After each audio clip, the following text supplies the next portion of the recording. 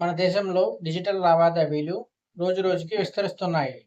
UPI వినియోగం ఇప్పుడు చిన్న దుకాణాల నుంచి పెద్ద వ్యాపారాల వరకు ప్రతి చోట కనిపిస్తుంది. ఇప్పుడు ఈ మార్పు విద్యాశాఖలో కూడా అడుగుపెట్టింది. కేంద్ర విద్యాశాఖ తాజాగా రాష్ట్ర ప్రభుత్వాలకు లేఖ రాసింది. ఆ లేఖలో పాఠశాలల్లో ఫీజుల వసూలు డిజిటల్ ద్వారా జరగాలని, ముఖ్యంగా యూపీఐ ద్వారా చెల్లింపులు జరగాలని సూచనలు ఇచ్చింది. ఈ నిర్ణయం దేనికోసం అంటే ఫీజుల చెల్లింపుల్లో పారదర్శకత పెంచడం, విద్యార్థుల తల్లిదండ్రులకు సౌకర్యం కల్పించడం, పాఠశాల యొక్క ఆర్థిక లావాదేవీలు సులభతరం చేయడం, డిజిటల్ భారత్ లక్ష్యానికి తోడ్పడటం.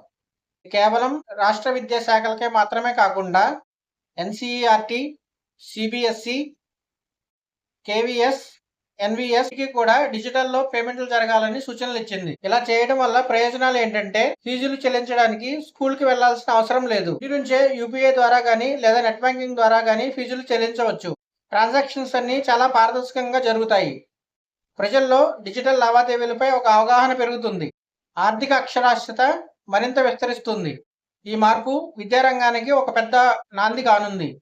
డిజిటల్ ఇండియాకి చేరుకునే దిశగా విద్యారంగంలో ఫైనాన్స్ మేనేజ్మెంట్ మరింత సులభతరం కానుంది.